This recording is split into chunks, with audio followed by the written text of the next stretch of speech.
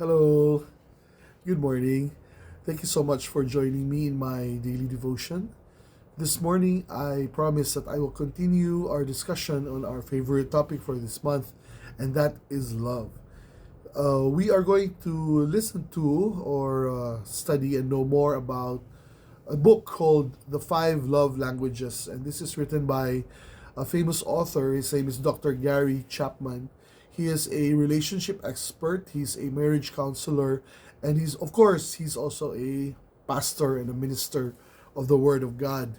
Now, these are the five love languages that he mentioned. Number one, these are the words of affirmation, acts of service, receiving gifts, quality time, and physical touch.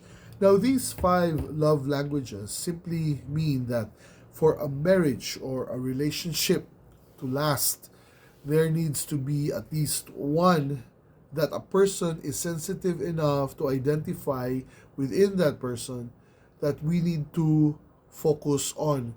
Like, we all have our preference. There's some language there that resonates in a person, because if you are not properly in tune with what that person needs, then there could be trouble along the way. For example, when you talk about words of affirmation, it's simply words. Some people who resonate on towards this love language just like to hear the I love yous and the words of encouragement. And if that other person, the partner, doesn't give the things that he or she needs, those words of affirmation, then that's when trouble starts. So people who love words of affirmation, it's very simple. They just need those simple and even they're not what you call expensive. When you say thank you, when you say I love you, when you say I'm sorry, when you say please forgive me, when you say I won't do it again, all these things, if that person needs it so much, should not be withdrawn or withheld, I'm sorry, to that person, to that partner. Second, there's an act of service. Okay, the acts of service. Now, this kind of person believes in action. So, normally, these people, action speaks louder than words. So, not just the I love yous, these people want something concrete. Now, it doesn't have to be something like bombastic. Some people who love acts of service, like a simple act of simply like going to the market and buying and doing some chores in the house. Like, the joke where husbands like to be the one to be the labandera. So, it's those are acts of service. Whatever your partner is burdened with, and then this other partner wants to share in that burden, and the person will feel love because you are able to partake in that act of service. Third is receiving gifts. So this kind of person just loves to receive gifts. It doesn't have to be expensive. The very thought of receiving a gift is what's important to them.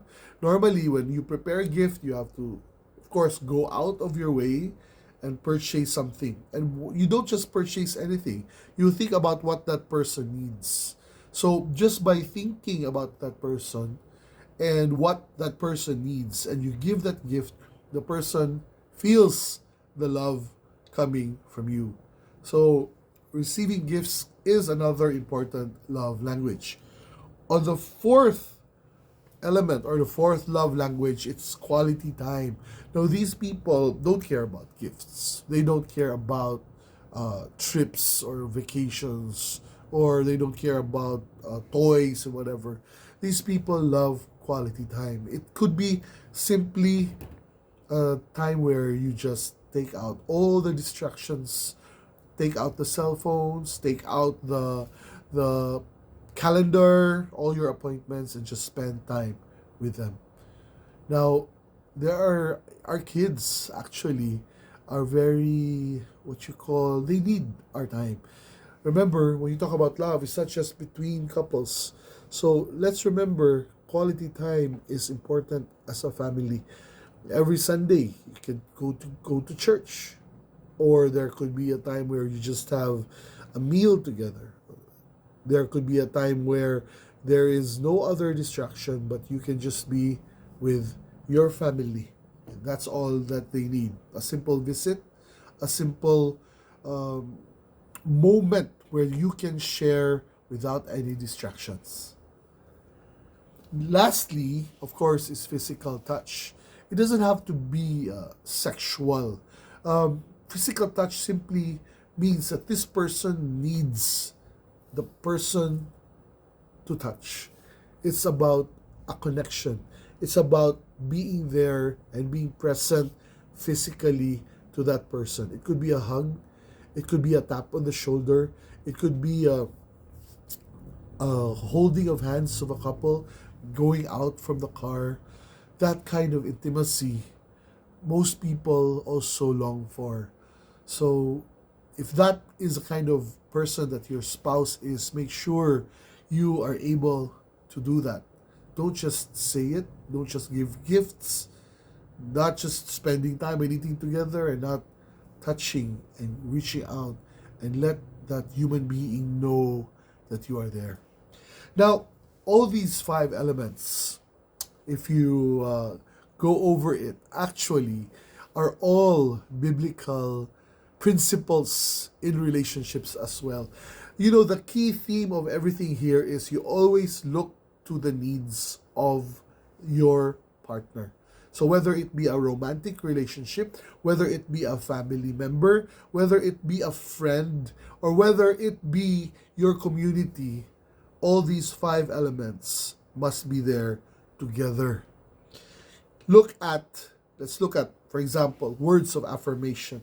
In Proverbs chapter 18, verse 21, it says, "Death and life are in the power of the tongue, and those who love it will eat its fruits." See, we know how important the tongue is. It has the power of life or the power of death. It has the power to destroy or it has the power to create. When we talk to our children, for example, words of affirmation are so important to them, well, especially when they are growing up and they look at you and they are the highest regard for you as their parent. Watch what you say, because the good words that come out will build up character. It will build up confidence.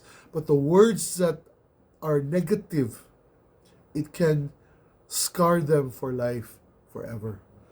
In relationships, how many relationships, marriages could have been saved if they were only able to give words of affirmation to their spouse? I believe in you.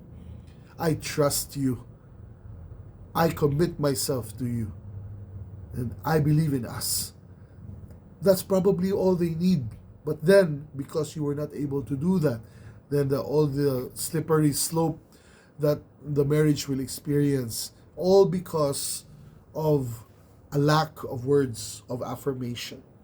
Ephesians chapter 4 verse 29 says, "Let no corrupting talk come out of your mouth, but only such as is good for building up, as fits the occasion, that it may give grace to those who hear." This partner can only or realize how much important he or she is. And let's build that person up through our words of affirmation. Now, let's look at acts of service. Galatians 5, verse 13, it says, "For you were called to freedom, brothers. Only do not use your freedom as an opportunity for the flesh, but through love serve one another." Acts of service. Go out there to the community. You cannot just say, "God bless you," but do not do anything to the community. We can do feeding programs. We can do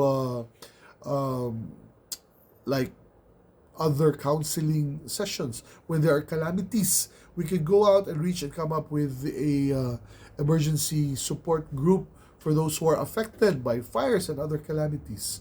That's our way of showing our love to people, by doing acts of service.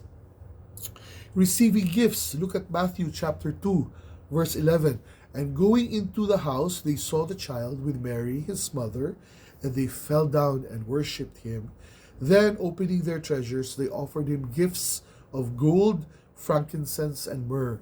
Now, this is a story of the birth of Christ.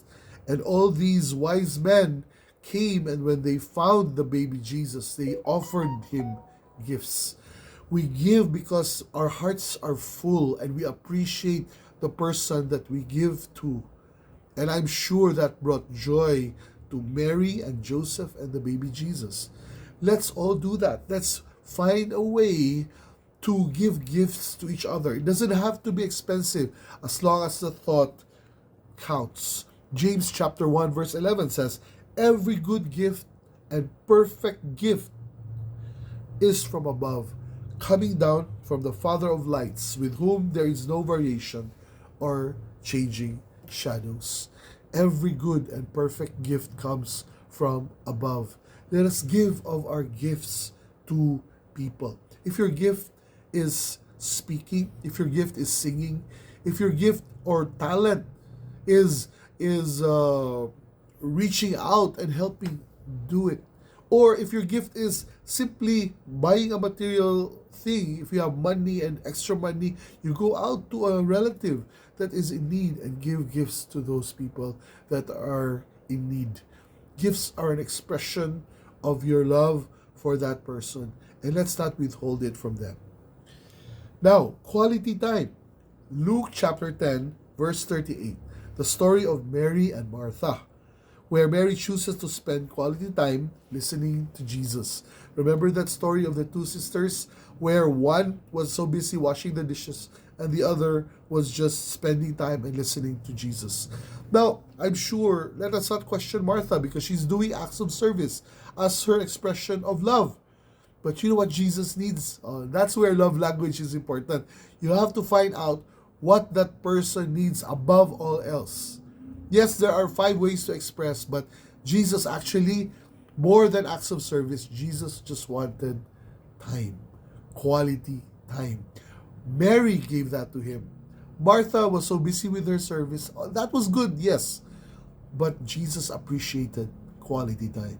You know, your spouse is all probably what she needs. Quality time from you. Why don't you give her that vacation that she has always asked for? That instead of thinking of divorce and thinking of separating, tell them, why don't we just go out, just you and me? Let's rediscover ourselves. Let's go to that hideaway beach that we spent many, many years ago under the moonlight. And let's remember and rediscover that love that we shared long, long, long before all this trouble began. That partner just probably needs quality time. Exodus chapter 33 verse 11, the Lord would speak to Moses face to face as one speaks to a friend. Moses just spent time with God in that cave, and God was there and met Moses. And all they did was just spend time with each other as God considered Moses his friend. Amazing, right? Let's spend time with God as well. When we go in the mornings, your special quiet time, you don't even have to speak and just say, Lord, I just want to listen and I just want to spend time with you. Most of my sweet times with God is when I'm just there up in the mountains. I don't even speak and I just close my eyes, breathe, and just feel the presence of God in my life. Physical touch, of course, not just quality time. Physical touch. In Mark chapter 10 verse 16, it says, He took them in His arms and blessed them, laying His hands on them. You know, sometimes we have to do that. People need that physical touch. We have to be present in the moment and touch them. It could be a hug. It could be a for that partner to experience that love, you need to go out there, kiss that partner, spend time with her, and give her a strong, hard embrace. Like friends, for example, if you miss your friend so much, give them a big hug. In reunions where you spend time with people that you haven't seen for the last 30, 40 years. Give that time to them and give them that physical touch, that hug. Say, I miss you. I miss you so much. Let them feel that warmth. Let them feel that strong bond that you have is still there. Okay? So all these five elements, the five love languages, are actually there in the Bible. And these are biblical principles. Yes, they're also universal principles, but all of these came from the Word of God. Because once again, God is love, and love is God. And when we do continue to research more about love, we know it always points to God, the author and perfecter of our faith. Thank you once again. Tomorrow we're going to continue our discussion on love. In the meantime, continue to love one another. Reach out to the person you love and tell them you love them. Thank you so much. See you again tomorrow.